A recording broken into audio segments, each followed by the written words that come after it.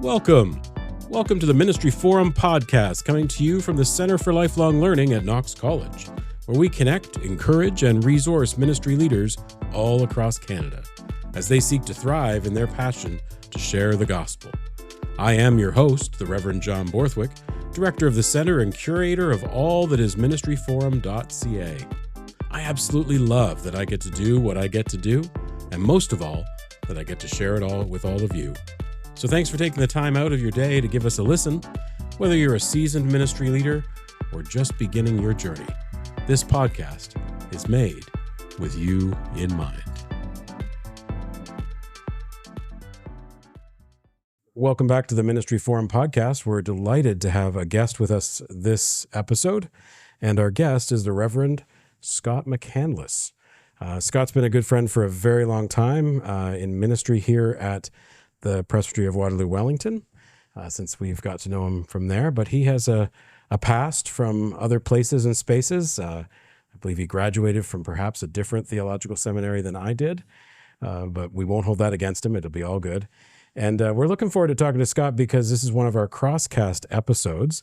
And we want to learn a little bit more about sort of the origin story of Retelling the Bible, which is an amazing podcast. I will confess right from the start, even though I'm a great supporter of Scott's podcast, I am way, way, way behind. Possibly a year and a half behind. It's just hard to keep up. But there's a ton of creativity and a ton of exciting ways of retelling the Bible. And so without too much more of my words, let's hear from Scott. So Scott, welcome to our podcast. Thank you very much, John. Wonderful to be here. Wonderful to have you as a friend. And if I'm allowed to say, I think you're doing an awesome job in this new position of yours. It's great to watch you at work. Oh, thanks so much. That's very kind. Mutual Admiration Society will be on full alert during this podcast episode. So Scott, if you could tell our Ministry Forum audience a little bit about maybe how you got started in ministry, where you went to school, where you've served, and then we're going to get into how this podcast thing came to be a part of your life.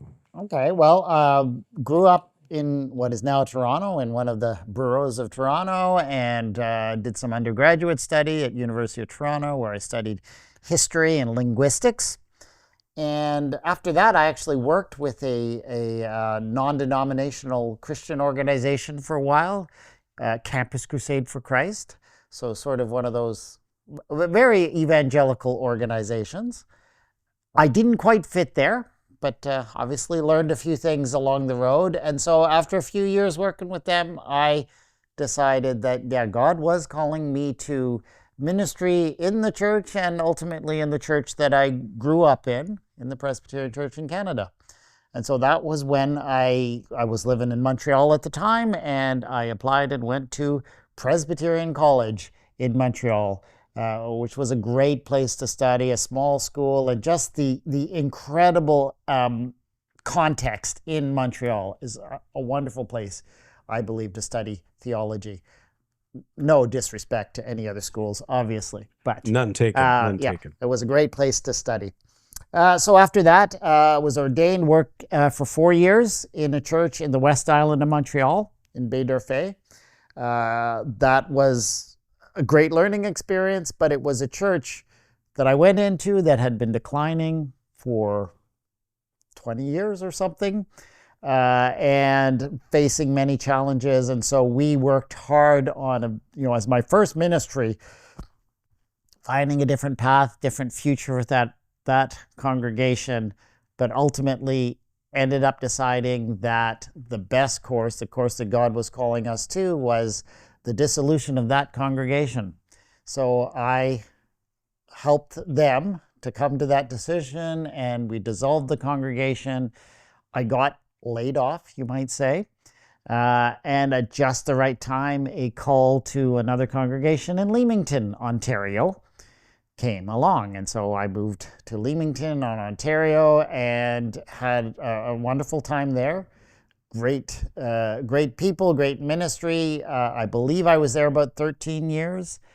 And then I was ultimately called to where I am now, which is at St. Andrew's Hespeler in Cambridge, Ontario.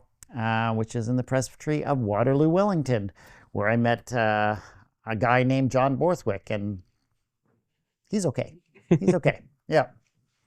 Nice. Thanks. Yeah. I'm glad I'm okay. Yeah. That's good.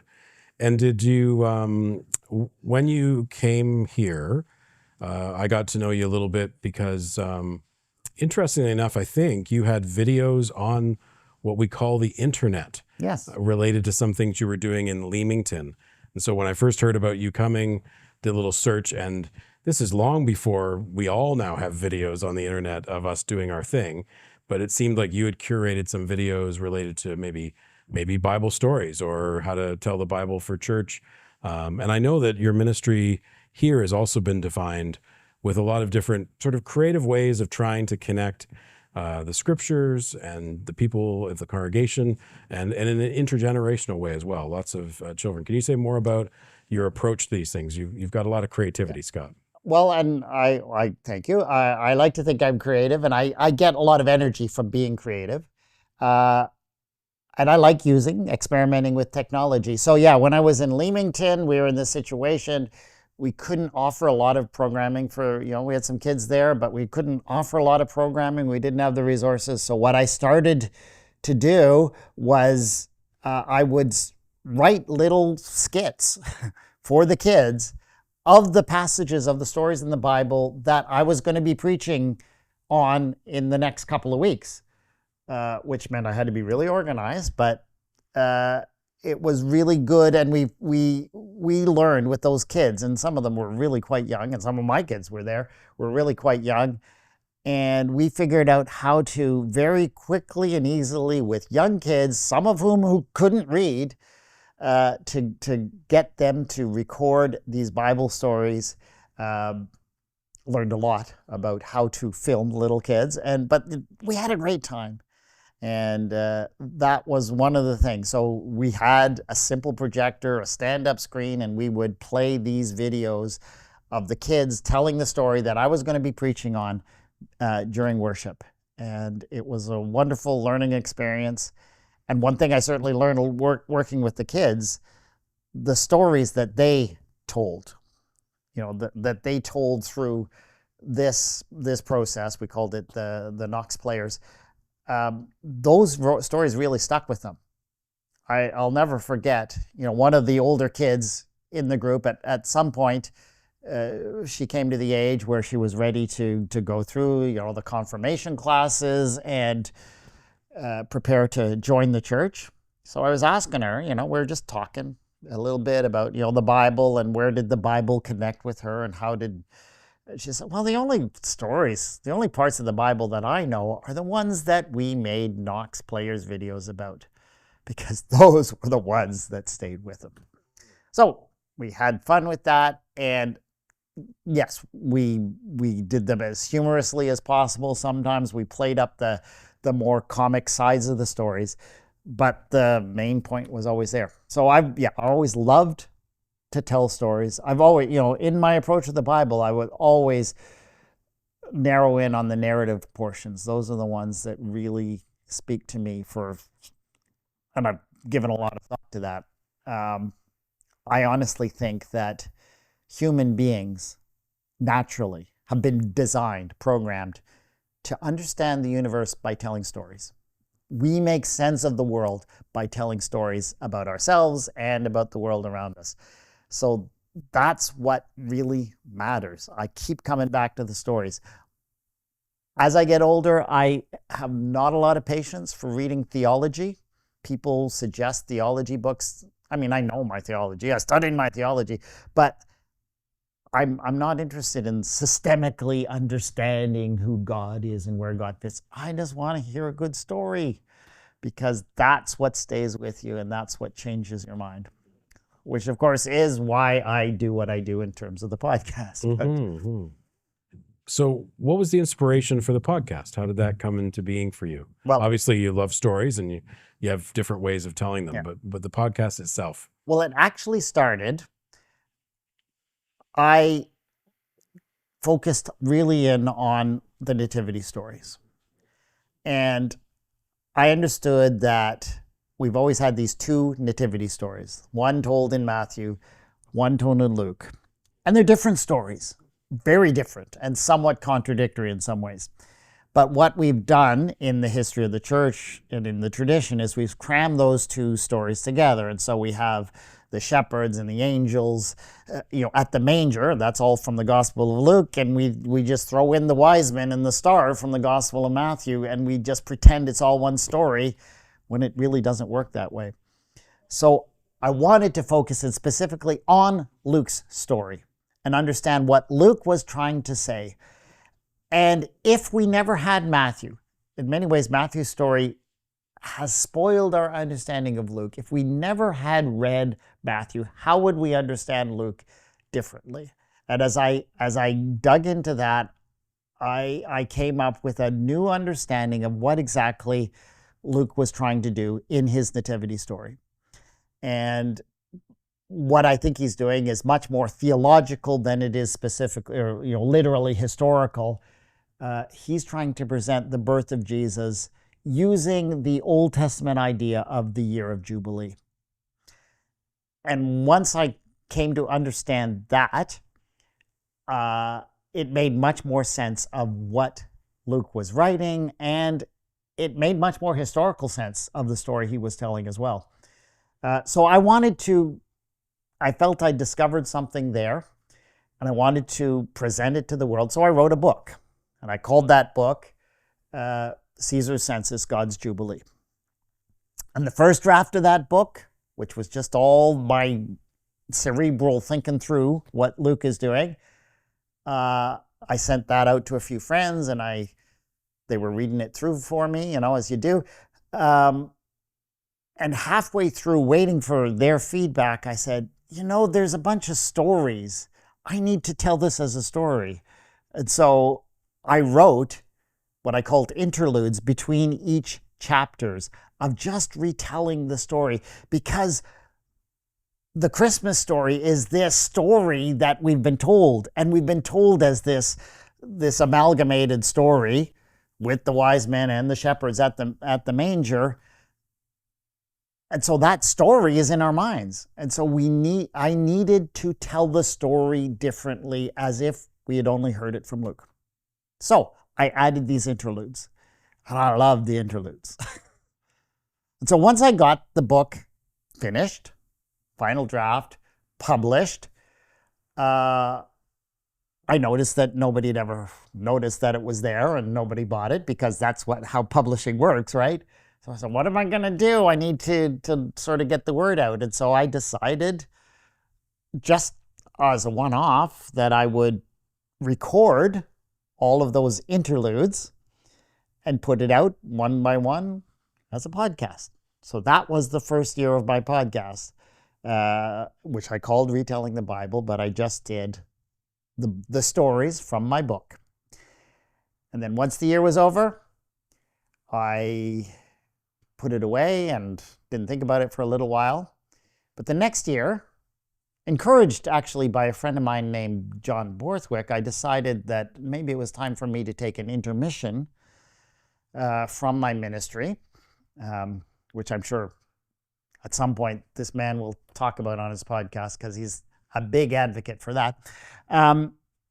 So I decided to take an intermission, and I said, well, during my intermission, let's try a new season of the podcast, and let's do it a little bit differently. And rather than just telling Christmas stories, I started telling stories, some of my favorite stories from all over the Bible.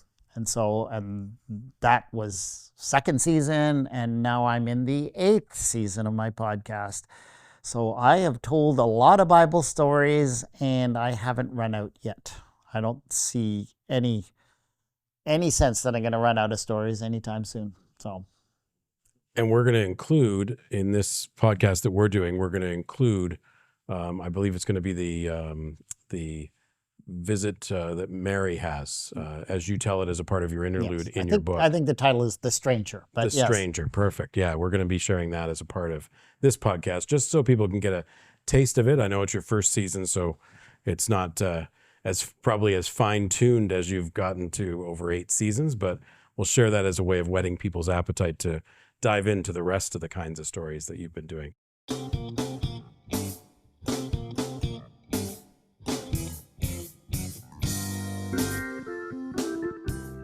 So, Scott, one of the things we have on our podcast is we do unpaid commercial breaks.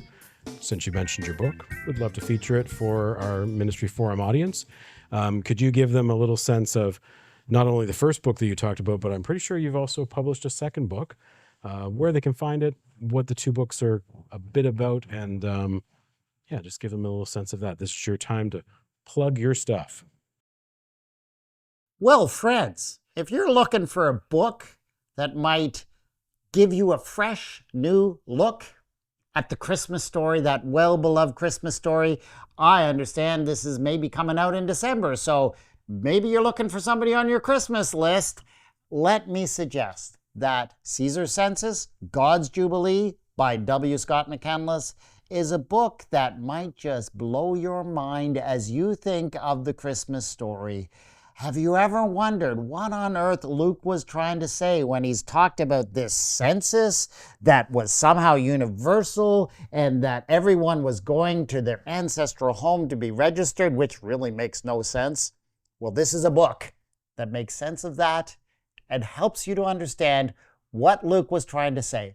So go look for Caesar's Census, God's Jubilee. It is available on Amazon, also anywhere you buy your ebooks.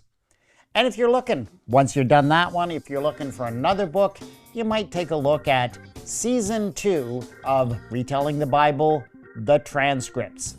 Now, a friend of mine looked at that, read it, and said, you need an editor. So perhaps it needs a bit of editing. It's a little bit rough, but you know, the stories are there. You've heard them on the podcast. Maybe you want to read them too.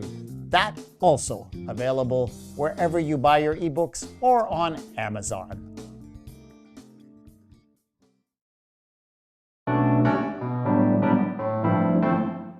Thank you so much for sharing those opportunities to go a little deeper on some of the things that you've done a lot of thinking about. If every episode of your podcast was like one of your children, what if you were to name, let's say, because you've got so many, let's say two, what would be the two favorites of yours? It could be about maybe the process involved and the insights that you came up with that you got to share with folks, or it could just be, this is one of my favorite biblical stories and I was just so delighted to be able to share it in the way that you do. Could you share a couple? I'm sure they're all your favorites, Yes. but yeah, your tops. Now, if somebody asked you which is your favorite child, I know you would not answer that. So I wouldn't. I mean, this is in some ways an impossible. I mean, in many ways, my favorite episode is always the one I'm working on, the one I recorded this morning. So there is that. But if I were to pick out a couple that maybe shook my understanding, one would be, and this is way back, Gomer's Me Too moment. It revolutionized the way that I approach a lot of scripture. Gomer, as you may know, is the wife of the prophet Hosea, one of the earliest prophets. And I had always been taught and learned that it was a love story, that it was this wonderful story of Gomer was this awful, unfaithful harlot wife, and that Hosea loved her anyways, and loved her with this, and took her back even when. And as I dug into this story, and I did a lot of reading behind this one in particular, as I dug into this story, I could not hold on to that view. And I realized that looking at the story, especially as a modern person, I began to see that Hosea was controlling, he was abusive towards this woman. He did things like he stripped her naked in public, he shamed her in public, and he's just horrible to her, takes her children away from her, just abuses her. And I don't know how I missed that in previous readings, but as I told the story from her point of view, absolutely, it changed my way of reading the story. And the problem is, I mean, the amazing thing about the story of Hosea is, the book of Hosea is, he is this prophet, one of the earliest prophets, and probably the first one in the Bible to really promote this idea of the steadfast loving kindness of God, how God is so faithful to his people, even when they go astray, which is a wonderful, beautiful idea. And yet, that idea is developed by a guy who obviously thought he himself was extraordinarily loving and forgiving to his wife. But as you look at the guy, he was a controlling, abusive bastard, basically. So I still think it's a valuable book. I still call it an inspired book, but it's also understanding how that inspiration of this wonderful idea came through a very, very flawed human being and I continue to struggle with that book and what to do with it and what it tells me about God, but it challenged me to approach the whole thing very differently. So that's definitely one. I don't know, like I say, it's hard to pick out one, but once again, another one that kind of revolutionized my view was the famous story of Solomon and the prophets. You know, the prophets, the prostitutes, the ones who come with one dead child, and whereas Solomon famously orders the baby cut in half. I told that story, and I'm not going to spoil this one, but you got to listen to this one. I told the story from their point of view, from the women's point of view, and I can't believe how powerful this is. But just giving them names, because they're all nameless in the story, giving them names, making them into real persons, and trying to understand where they were and where they were coming from. I have come to understand that story very, very differently. And I'm not going to explain where. Go listen to that one, because it's called Magnificent Monarch Mansplains Motherhood, I think is what I called it. Your titles are quite something, Scott. I like coming up with titles. Yes, yes. And your the tiles that you create for many of the images for many of your podcast episodes. Usually featuring my lovely face. Yes. Indeed, indeed. It's a lot of you, but it's but you are telling stories. It's good. Have fun with it. Yes, indeed. Maybe tell us a little bit about the process. You're a full-time minister, so you have probably a lot on your plate, but ballpark, what is it? How long does it take to sort of come up with the idea, do some of the backstory, and then get to the place where you're recording the podcast? Your podcast comes out twice a month, I think. Well, every second week. Every second week, yeah. So how does that work for you? You're obviously an advanced planner, which I love. So maybe that's how you keep your life quasi-organized and are able to have some space to do these things that you're so passionate about. Well, writing is something that I've got to do. So when I am in between things, when I'm walking, I often am writing, so I write by dictating into my phone. So I'm constantly writing my sermons. That's why, for my full-time job, I am writing my sermons as I maybe am walking from one place to another, or maybe out walking the dog. I have now, I have this little tiny keyboard that I carry around with me that connects to my phone. And if I'm sitting down waiting for an appointment or whatever it is, I am writing. So I do constantly write. And so I always have to have something on the go. So I'm often writing a sermon. And then when you get stuck on a sermon, I just switch over and I work on the latest podcast. Many of these stories have been stories that have been rolling around in my head for years. And the fact that I'm doing these stories pushes me to read various kinds of books that I loved, very scholarly books that push me into new understandings of some of these stories and the history behind them. So I just write them as stories. If I get stuck, I push through, or I come back and fix it later. But I just got to be writing. So that's what I do. And so I write it. I finally get it into the final form, and then usually on the Monday, sometimes the Sunday afternoon before the episode comes out, I pick some music, because I always have music in between the little as transitions. So I go looking through the Creative Commons to find music that I can use that fits with the story, which is often challenging. And then I go into the closet, literally, with my laptop and a good microphone, and I sit down and I record it. And then next day, I'll edit together, put it through with the music. I just do that on my own, and I don't have a fancy editor working on my podcast like some people. And then I put it out on Wednesday morning, 5 a.m. I upload it before so that it releases. And I usually put out a little show notes companion about some of the background and some of the connections and links that go with it on the same day. But yeah, and then it just keep on going. You know, when I'm on vacation or when I'm off, I maybe get a little bit further ahead, and so that I don't get behind on the stories. And there are times when I'll write a sermon that is very narrative, and then I will take that and adapt it to the podcast.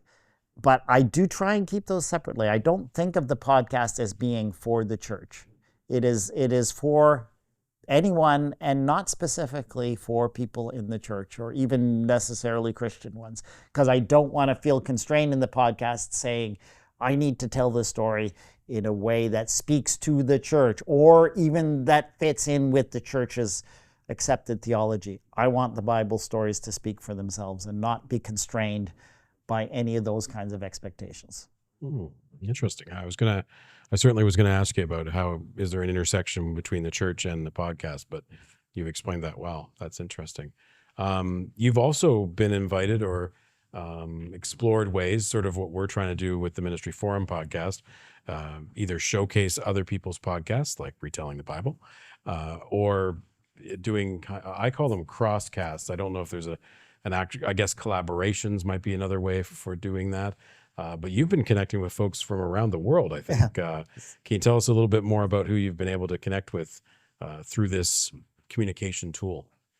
Yeah, in a couple of years after I started, another podcast that I really liked was the History History in the Bible by Gary Stevens, who's in Australia.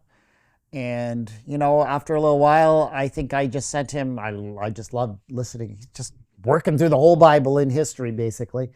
And I sent him a few emails saying, I like what you're doing, and I had a different take on something. And he said, oh, you should come on my podcast. So came on his podcast, and he did an interview, which was really, really fun. And so I've been on his podcast a couple of times, and he's a wonderful guy to meet. He and another guy who's down in the States, we've done three-way discussions as well about some of my episodes that we just wanted to discuss. So we put out a few of those. And then a few years ago, I like to hang out on Reddit. And Reddit is like, when I put out an episode, if it connects with any Reddit forum, I will post there. And that's one way to good way to promote your podcast, is if you have relevant ways to speak to various subreddits. And so I was hanging out on I think Open Christian, and somebody put, I'm starting a new podcast and I'm wondering if anyone has insights on stories, and left-wing, specifically left-wing radical insights on Genesis, because he was starting in Genesis. They were starting in Genesis. And so I said, I did a great story about the herders of Lot and Abraham. Yeah, I'd love to discuss it. So I went on that podcast, which is called The Word in Black and Red. And we started out talking about that episode and like the passage and my take on it. And then they invited me back for continuing to talk on several times. So I've been on several times on The Word in Black and Red, which is explicitly a left-wing, sometimes communist, certainly sometimes anarchist approach to the Bible, unapologetically. And I've been there, and wonderful to talk with people. And boy, the people I meet on that podcast. So, been exposed to people who I never would have talked with before, who approach the Bible from a queer point of view, from a neuroatypical point of view, and many others. And it's just deepened my, so it's just being open to these things. And then just recently, I had a wonderful experience. I was approached by Jean Blasberg, and she is an author and an award-winning author who writes stories, and she is Jewish, and approaches her stories as a kind of a midrash.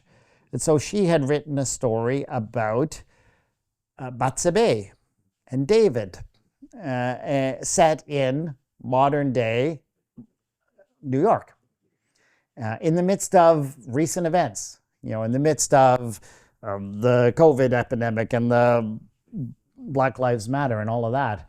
So she'd written this pretty incredible story, which was entirely based on that. So I said, well, obviously I hadn't read that, but I'd be very interested. And so I got to read her book and then talk with her about her process, because she's doing, obviously, we're doing something kind of the same. We're retelling Bible stories, but she's doing it much more literarily than I can, but in a different kind of approach. But it was really, really fascinating. And yeah, that's another connection I never would have made without doing this podcast. So it's great fun. It's great connections, great learning. Yeah, it seems like you're, by putting yourself out there in a podcast forum, you're having a chance to connect with people you may have never connected with before.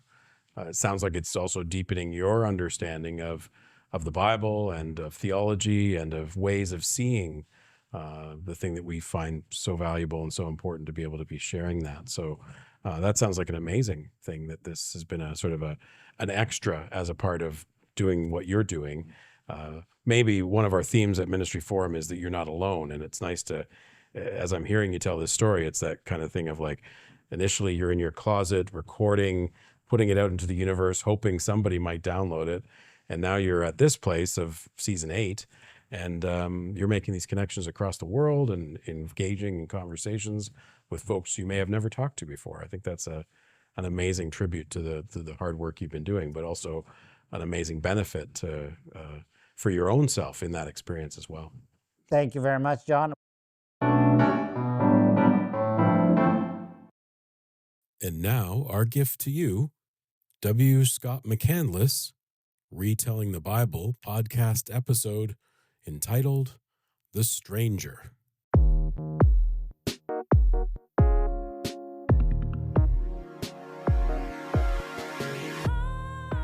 This is Retelling the Bible, a podcast dedicated to helping you hear familiar Bible stories in new ways.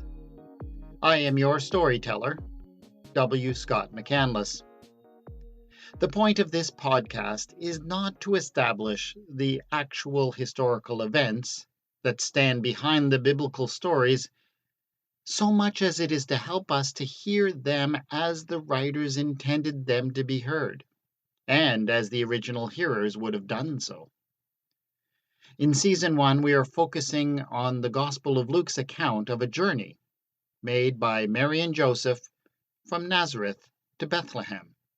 But before we delve more fully into the intended meaning of that journey, there is a rather remarkable encounter we really ought to deal with first.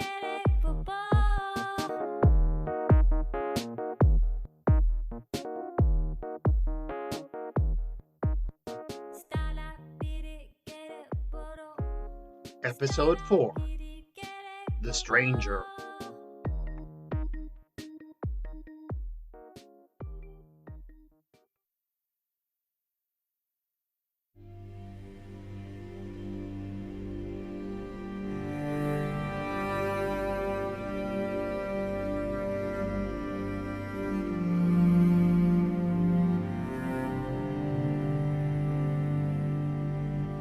every afternoon, after a hard day's work in the fields, Mary's father is in the habit of stopping for a while in the village square for a little cup of wine and a chance to catch up with his friends.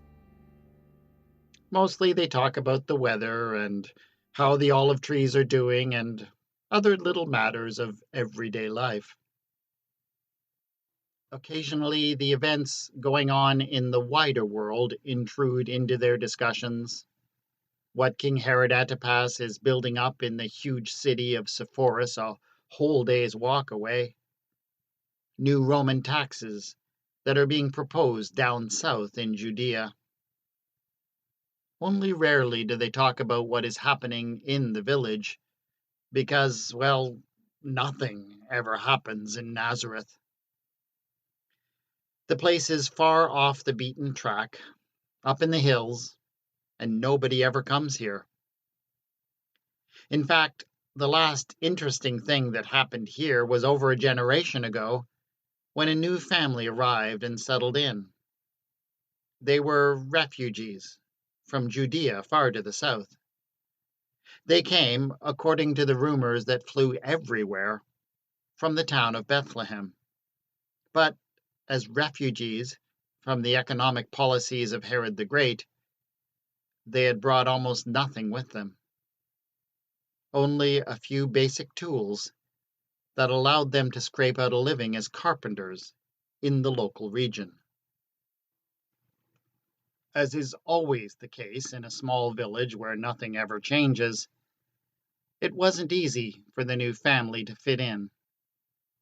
People who have known them for decades now, whose children have grown up with theirs, still treat them like outsiders. But they are good people, and the village has gradually warmed to them. In fact, the next big event that is expected to happen in the village is a marriage. Joseph, the young son of the new family, is to marry Mary. Her father is very pleased with the match that he has made for his daughter. For though his family is even poorer than most in Nazareth, Joseph is a fine young man, and he has every confidence that he will do well by Mary.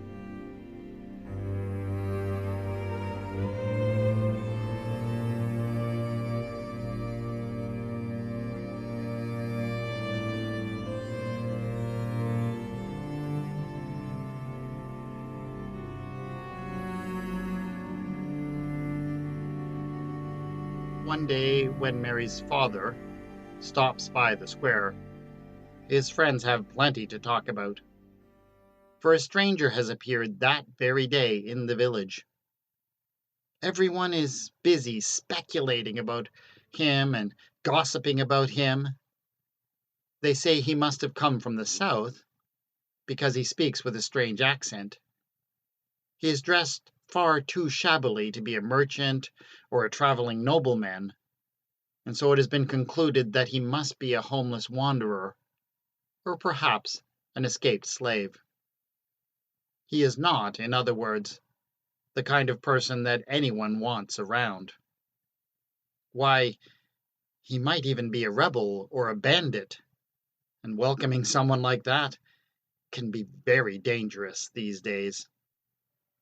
That is why everyone has been going out of their way to make the young and admittedly very handsome man feel most unwelcome in Nazareth. They are just hoping that he will get the message and move on as quickly as possible. As soon as he hears the tale, Mary's father knows that this is just not the right reaction. He immediately sets out to find the man. It does not take long. Nazareth, after all, is not a big place. When he finds him, he immediately bows down low to the ground and says, "Please, sir, you would do my family a great honor if only you would consent to come and lay down your belongings in our house this night. and allow us to share our bread for the day. So gracious is the invitation that the stranger must accept.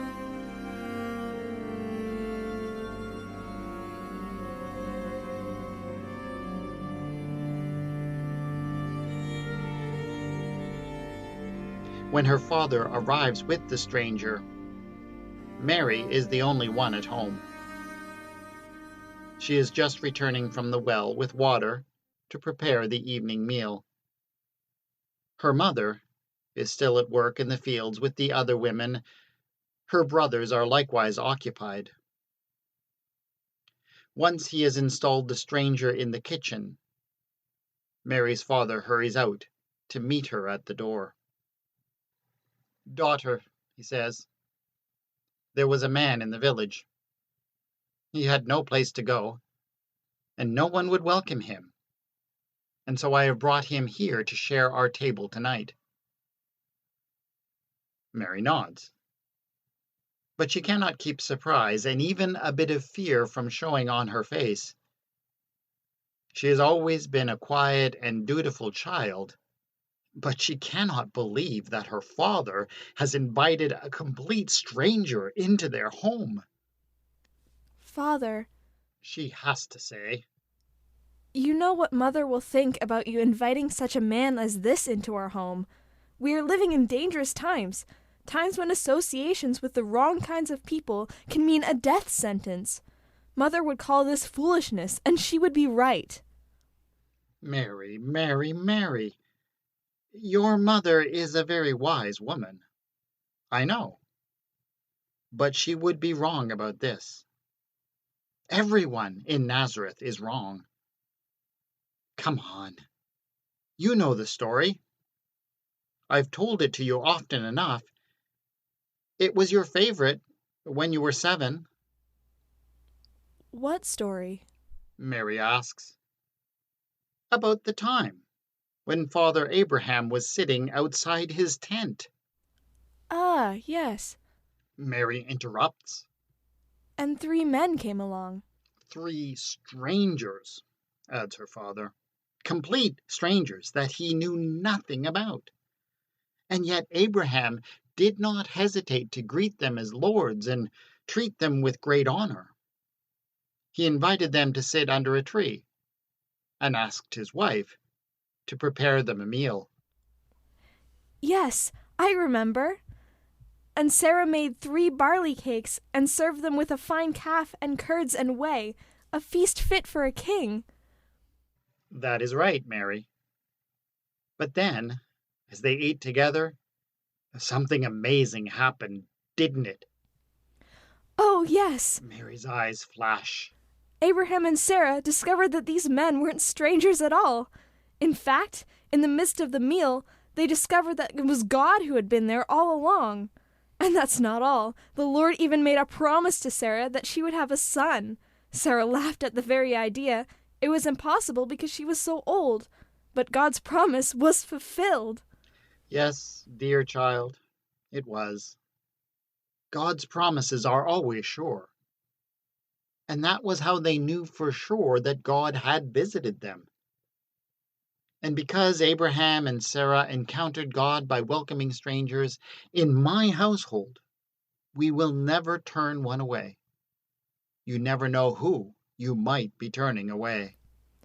"But surely, Father, you don't think that this man is some kind of heavenly visitor, do you?" Her father's chuckle is a low rumble in the back of his throat. "No, my daughter. I'm sure he's just another man who has lost everything and is reduced to wandering. But while this house remains mine, we will welcome him as if he were Herod Antipas himself. Now you go and take him a cup of wine and a barley cake, while I see what kind of meal we can put together out back."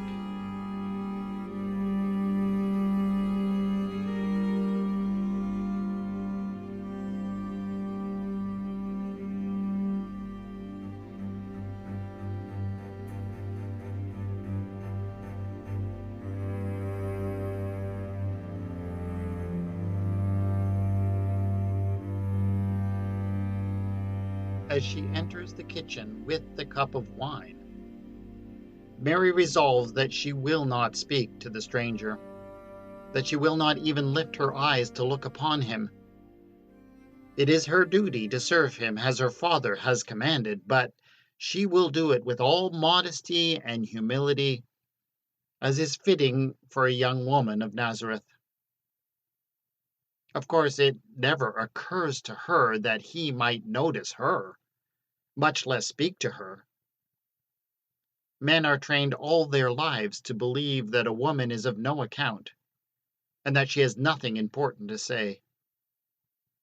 That is why she jumps, almost spilling the wine, when he turns and looks straight at her with a piercing glance. "Greetings," he says. "You are indeed highly favored. The Lord is with you." Mary does not know what to make of such a greeting. For a moment she thinks he is mocking her, but he looks at her so seriously that she dares not laugh. She doesn't know what to say, and so she just lets him continue. "Do not be afraid, Mary, for you have found favor with God. You will conceive and bear a son." He even goes on from there to tell her what name she ought to give such a son. Now, that is ridiculous. She knows very well that she's not about to have a son, no matter what he is called. And speaking of names, how does he know hers? She is sure that her father hasn't mentioned it to him. Mary can't help but laugh now. A child? Me? That's impossible. I am a virgin. "You laugh?" says the stranger. "I remember another who laughed as well." An odd thrill passes through Mary's whole body. She is suddenly fully awake and aware of everything around her. She just knows that she is in the presence of something that she cannot quite explain. The stranger continues, "Mary, you need to learn what she learned, that nothing is impossible, not when God is involved." Mary has no response to that, and so she retreats into the humility that has been drilled into her since birth. Sir, I am nothing but a simple servant. But at that moment, she feels a strange surge of boldness pass through her, and she lifts her eyes to meet his. But I will serve the Lord and be a slave to no one else. At this, the stranger merely nods and seems quite satisfied. Mary flees the room in confusion, while he sips his wine. When she returns to the room but a few minutes later, the man is gone. She does not see him again. No one does. They inquire throughout the village the next day, but it seems that he has stayed in no other home. There is no trace of him at all. He has simply disappeared. Mary ponders long and hard at the meaning of her strange conversation with this man. But that day, she only has one question for her father. Did he say where he was from, Father? What was his family and his name? She wants to know. Of his village and family, he would tell me nothing, my daughter. But as for his name, he called himself Gabriel.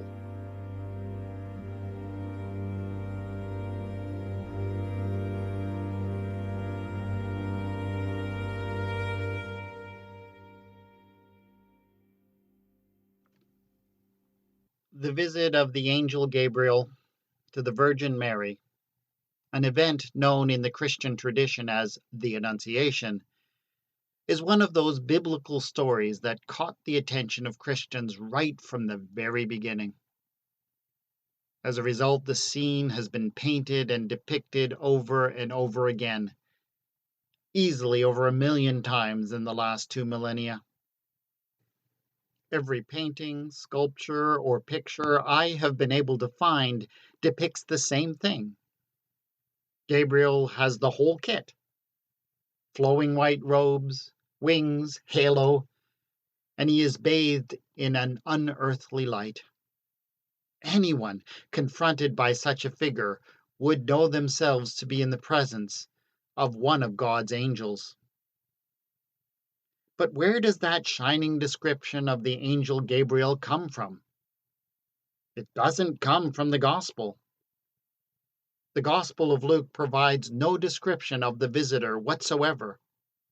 So the artists who have painted that scene have taken that description from tradition and from their own imaginations, but not from the pages of the Bible. I believe that it was the author's intention that we hear this story more like I have tried to present it here. It isn't supposed to be immediately obvious who Gabriel is and what he represents. The reason why I think that is because I see clear parallels between this story and the story in the book of Genesis, when Abraham and Sarah encounter 3 strangers who turn out, in some strange way, to be God. Hopefully, having heard the story in this new way, you can see those parallels more clearly. So that wraps it up for episode 4. Join us next time on Retelling the Bible as we plunge back into the middle of the story of the epic journey to Bethlehem. If you are enjoying this podcast, please tell your friends and go rate us and write a review on iTunes. Once again, I remind you that you can find deeper explanations of the story of the birth of Jesus in Luke's Gospel in my book, Caesar's Census, God's Jubilee. My name is W. Scott McAndless, and you can reach me on Twitter at Retelling Bible or at the Facebook page Retelling the Bible. The theme music on this episode is Ah Da by Kevin MacLeod. The episode music is Magic Forest, also by Kevin MacLeod. Both can be found at incompetech.com and are licensed under the Creative Commons. The female voice in today's podcast is Gabrielle McAndless.